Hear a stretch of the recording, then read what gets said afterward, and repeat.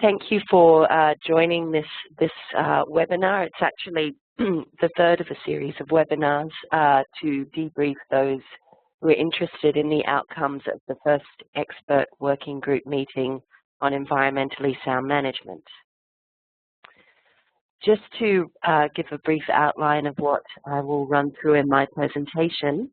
Well, firstly, I'll remind the group of the mandate of the EWG. We'll take a brief look back to the environmentally sound management framework, which was adopted by COP11, and then we'll go into the outcomes of the first meeting of the group. This will be the main focus of the presentation. And then I'll wrap up just to give some information on when the group's next meeting will be. And finally, there'll be an opportunity for questions and answers. Right, so looking to the mandate of the expert working group. Well, some of you may have been at the 11th meeting of the Conference of the Parties in April and May last year. At that meeting, the Conference of the Parties adopted Decision 11.1 on the follow-up to the Indonesian-Swiss country-led initiative to improve effectiveness of the Basel Convention. Now, there are three parts to the decision that was adopted. Today, I'm focusing on the second part of the decision, which is developing guidelines for environmentally sound management. Now, in this part of the decision, the COP mandated a group, an expert working group. First of all, it mandated its establishment. So this group should be comprised of 25 experts representing each of the UN regions. It was also given a specific mandate, which was to further elaborate and implement actions on short-term work items to implement ESM, and to develop a longer-term work program, which would be really implemented from COP12 and beyond.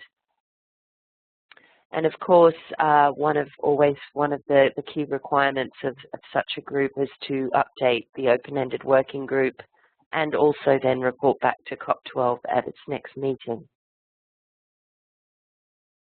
So I'll just take you back briefly to the ESM framework, because really this is where the work of the expert working group has come from. Well, it's actually called the Framework on the Environmentally Sound Management of Hazardous Waste and Other Waste, in short known as the ESM framework. This was developed over the past couple of years in between COP10 and COP11. Basically, it was felt that, of course, ESM is one of the two important pillars of the convention, the other one being the prior informed consent procedure. But in terms of ESM, it was felt that more practical guidance could be given on what ESM is, what tools could be used to implement it, and also what strategies countries could employ to implement ESM. Of course, there are the technical guidelines adopted under the Basel Convention that give very specific information on ESM for particular waste streams. But really, this framework was seen as a way to bring together the current thought on what ESM is and how it should be implemented.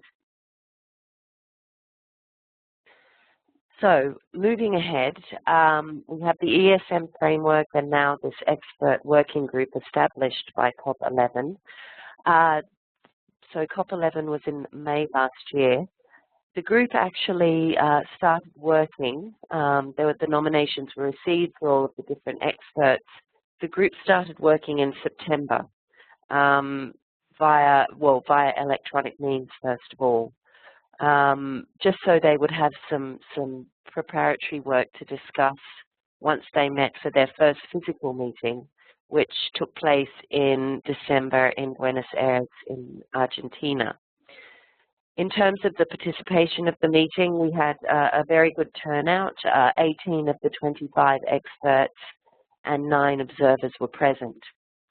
So really the objectives of this first meeting of the group were to look at the preparatory work that had been done in the lead up to the meeting, to really focus their discussion on initial short-term work items that could implement ESM, and then to look forward, as I said before, down the line from COP12 and beyond, and what priorities should be put on a longer-term work program. So what I'll do now is I'll run through each of the outcomes from the meeting, but tying these into the mandate that was given to the group, just to make it clear as to why the group decided on the actions that it did. So first of all, we have the general mandate of the group, which we've already touched upon, is to essentially come up with ways to implement ESM. Now, the first set of activities really is seen as a very practical approach to this mandate, and it is to develop these pilot projects which would look to either demonstrate or implement ESM. Now, the group was very fortunate in that the government of Switzerland had pledged some financial support to pilot projects during the meeting. So it meant that of the 7 proposals received by the group for pilot projects, all of these were able to be taken forward in one form or another. So just taking a quick look at the types of projects that are going to be implemented starting really from now. The first is more of a procedural project, looking at notifications, consents, inspections in 3 African countries and determining whether these represent environmentally sound management. And the candidate countries are Tanzania, Egypt, and Madagascar, chosen because they had actually submitted proposals that were basically combined into this one larger project. So it's the same project and will basically be replicated in those 3 countries. The second project is to be implemented by the regional center in China, and this focuses on e-waste. Some of you may be aware that there was already an e-waste Asia project that was really instigated by the Secretariat. Well, this will take that work further, and it takes stock of the legislation in selected Asian countries, the state of the infrastructure. So it's really going to be a kind of a status update of where we are with e-waste recycling in the Asia-Pacific region. Next, a fairly similar project which would be undertaken in Central America, and this again is on ESM of e-waste management. I should say that this project will actually be implemented by the Center for Central America and Mexico, and they've promised the funding is coming from another source, but they have promised to update the expert working group on progress, as it's felt it's a good demonstration project for ESM.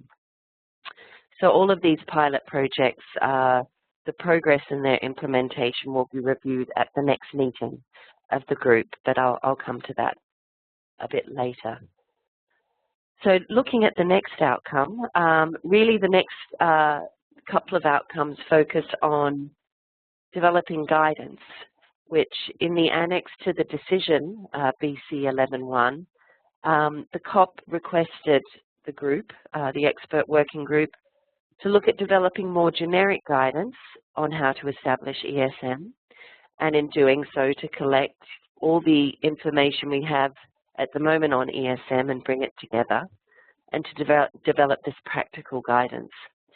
So the way that the expert working group decided to take forward this work is through establishing even smaller groups of experts to develop practical manuals on what were felt to be the key topical areas of ESM. And these are listed on the slide, so including terminology, principles, general rules, and model legislation, through to things like certification schemes. So those small groups of experts have been established, and they will work between now and the next meeting to develop drafts of these manuals, which will then be considered at EWG2. The next outcome really focuses in on waste streams. So it's similar to what we just heard about the development of practical manuals, but actually this information would be compiled more with regard to specific waste streams. And the group identified what it felt would be priority waste streams, including e-waste, used lead-acid batteries, mercury, through to household waste. So the idea is that, of course, we already have quite a bit of guidance available on these particular waste streams, although there are certainly gaps that need to be filled. So basically the group has tasked the Secretariat to retain a consultant to develop fact sheets on each of these waste streams, which will really bring together what different guidance is available and provide some practical information on ESM for each particular waste stream. And then these will be considered again by the group at its next meeting. Next, it was felt that, again, there is a lot of information out there on ESM, particularly training materials and other supplemental information that the group really needs to be aware of. So this is a fairly quick piece of work that, again, the Secretariat will undertake to really bring together all of that information so the group can consider it and decide how it might take things forward. Next, and very importantly, it's been highlighted by the Conference of the Parties the importance of the role of the private sector in implementing ESM and also, of course, investing in ESM.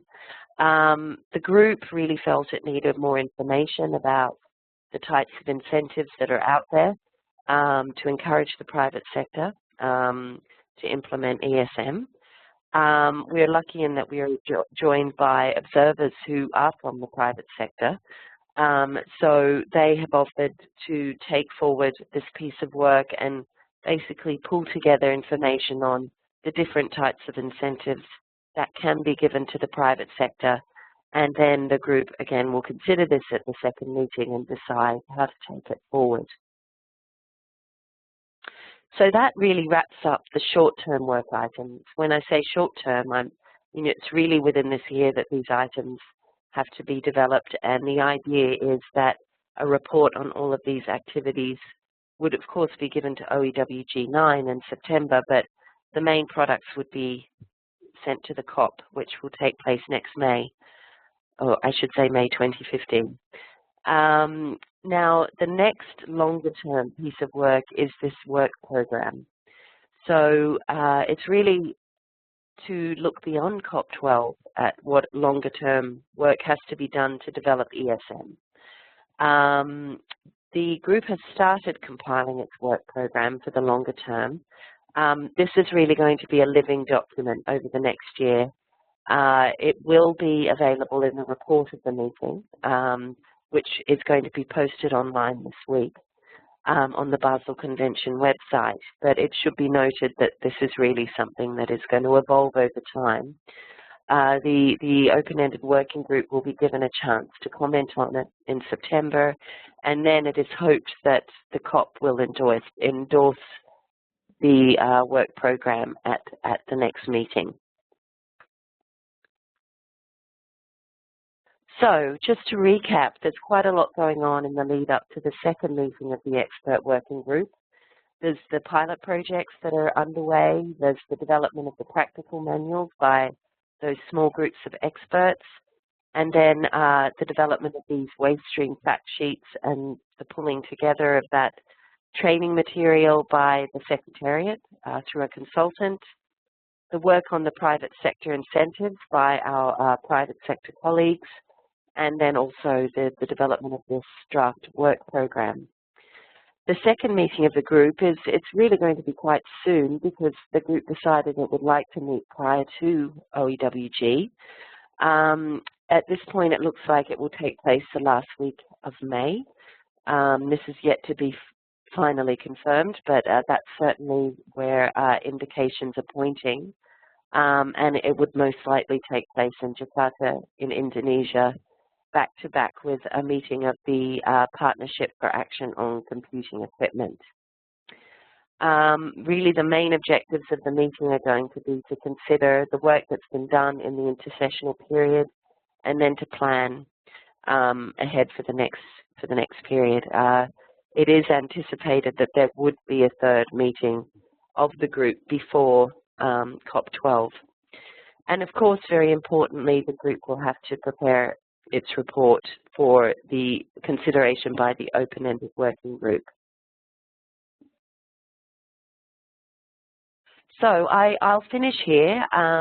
It's quite a lot of information in a very short time frame, so please feel free to ask any questions.